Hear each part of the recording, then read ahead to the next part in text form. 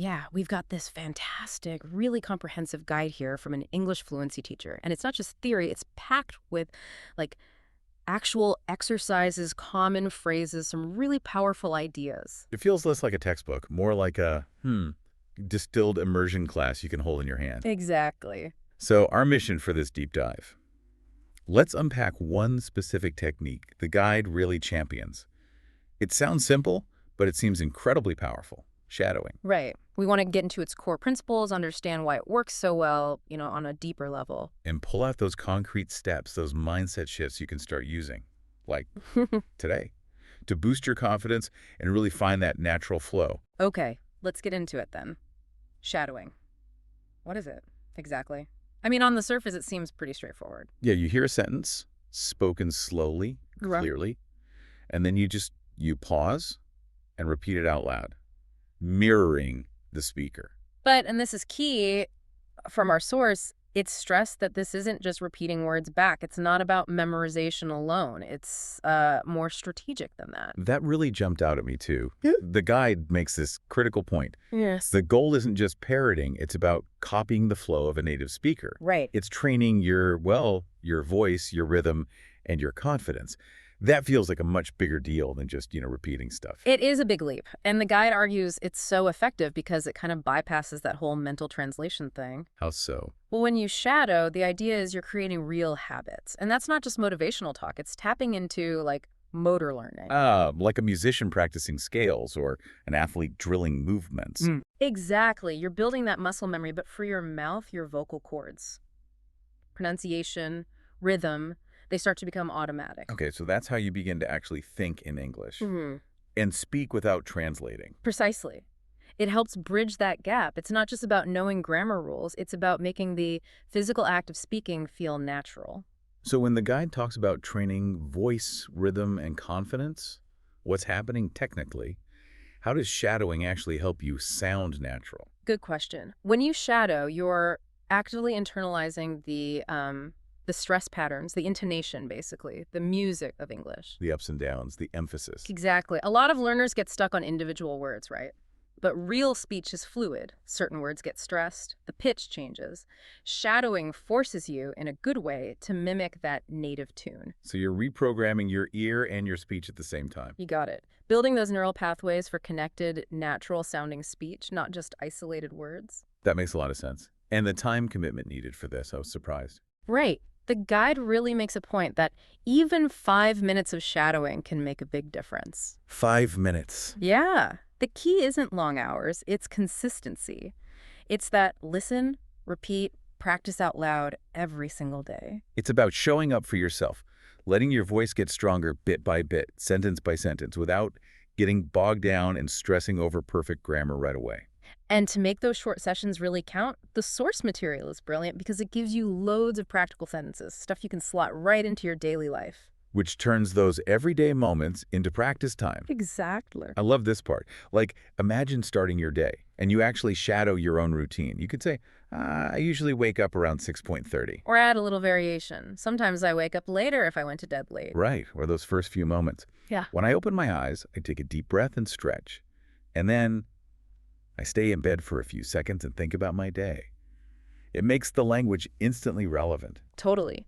And it keeps going, into the bathroom routine. Stuff like, then I sit up and go to the bathroom. I brush my teeth slowly and carefully. I rinse my mouth and wash my face with cold water. And the guide even adds these little contextual details like, cold water helps me feel fresh and awake, which helps you internalize the whole thought, the whole phrase naturally. And it gives you options too, building flexibility. For breakfast, you might shadow, I usually eat eggs and toast with some fruit. Or maybe sometimes I eat oatmeal with honey and banana. Or even if I'm in a hurry, I just drink tea or coffee. It teaches you these complete chunks of language. Not just single words. It keeps going right up to leaving the house. You could practice, before leaving the house, I check my phone.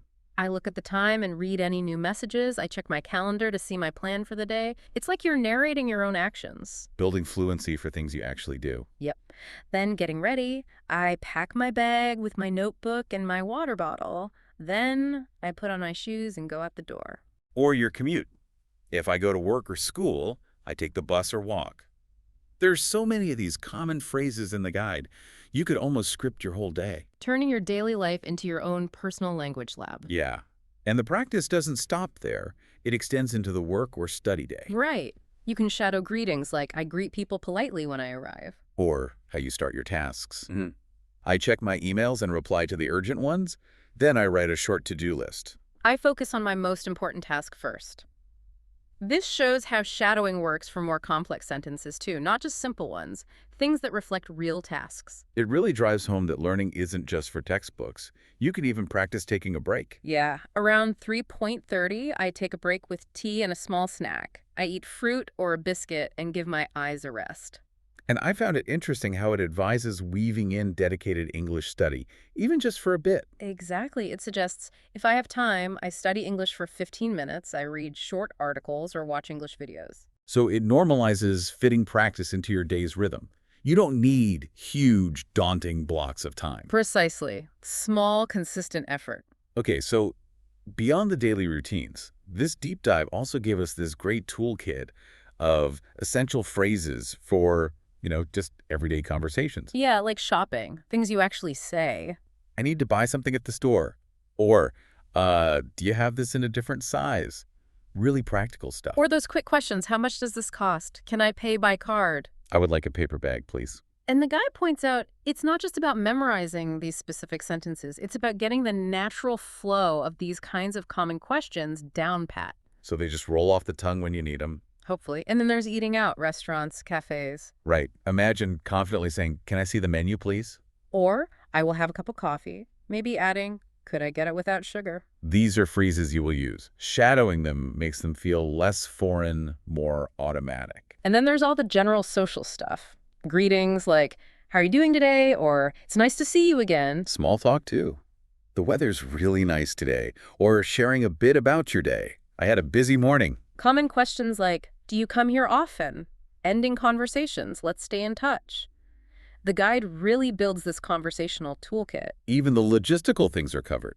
Like, on a call, can you hear me clearly? Or, sorry, I missed your call, I will call you back later. Even asking for info, can you send me the address? Asking for directions. I'm looking for the train station. How do I get to the library? Asking about seats. Is this seat taken? Or asking for help. Can you show me how to use this? The range is impressive. It shows how shadowing can prepare you for so many different situations you'll actually encounter. And it goes beyond just the functional stuff. It also includes expressing opinions and feelings, which is, vital for real connection. Absolutely. Phrases like, I think this is a great idea, or maybe hedging a bit. In my opinion, it's better to wait. Or expressing uncertainty. I'm not sure about that. Responding positively. That sounds interesting. Or suggesting action. Let's try it and see what happens. It gives you the language to actually articulate what's going on in your head, naturally. And crucially, feelings, too. I'm feeling really tired today. Or positive ones. This makes me so happy. It covers that emotional side. I was a little nervous before. Or sometimes I feel stressed, but I try to relax. This allows for much deeper, more authentic conversation. Yeah, definitely. Now, beyond the technique and all these great phrases, the guide spends a lot of time on something just as critical, the mindset. Ah, yes, the mindset for fluency. Progress, not perfection. This feels like the foundation, really. If you don't get this part right, the techniques might not stick. I totally agree. The core idea seems to be you don't need perfection. You just need progress, which is so liberating for learners. It is, because that fear of making mistakes, it can be paralyzing.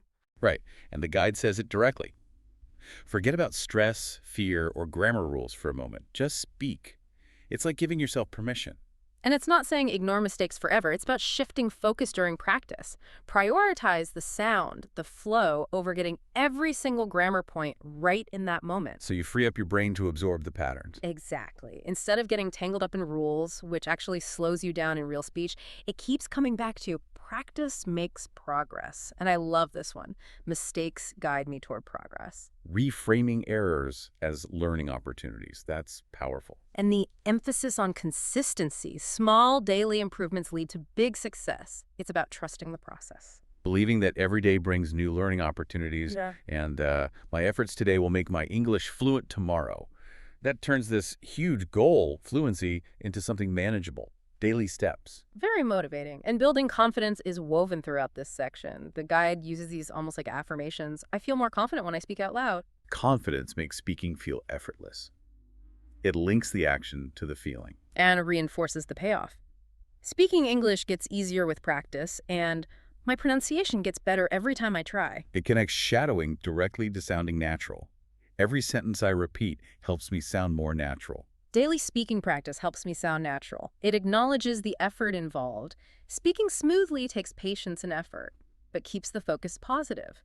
Focus on speaking naturally and smoothly. It feels like it's coaching you to just do it. Let go of the overthinking. Exactly. And finally, there's this strong theme of dedication and, importantly, finding enjoyment in it. Right. It says showing up, even for 5 minutes, means you're showing up for yourself, and that's where everything begins. That consistent act, the guide suggests, actually makes the learning itself more enjoyable. It encourages you to enjoy the process of learning and growing. And to celebrate every step forward in my progress, no matter how small. Even on those tough days, the message is clear. I show up for myself, appreciate the growth no matter how small. Ultimately, it frames this whole practice not as a chore, but as something empowering. Speaking English makes me feel empowered. English opens new opportunities for me. It really shifts the perspective to one of personal growth and possibility. Okay, so we've really unpacked a lot here. We've gone deep into this idea of shadowing the mechanics, how it actually seems to rewire your brain for fluency. Right, and those very real benefits for confidence. We've looked at how practicing with real-world sentences makes it stick. And how crucial that growth mindset progress over perfection really is to the whole journey. I think the main takeaway is pretty clear, isn't it? Yeah, it's that the path to fluency isn't really about these huge dramatic leaps. It's about those consistent, intentional, sometimes small steps. Showing up for yourself day after day, embracing the process, trusting it, letting your voice just get stronger one sentence at a time. The source material puts it beautifully. Fluency doesn't happen all at once. It happens slowly, quietly, sentence by sentence. And it really urges you, not to wait for the perfect moment or the perfect accent. So here's something to think about. The guide is full of these practical phrases. But what about your daily life? What's one small, maybe seemingly insignificant English sentence or phrase from your own routine, your own day, that you can start shadowing today? Just one. How can you make that 5 minutes of practice truly yours? How can you take that next small, confident step towards becoming that effortless, natural English speaker you want to be?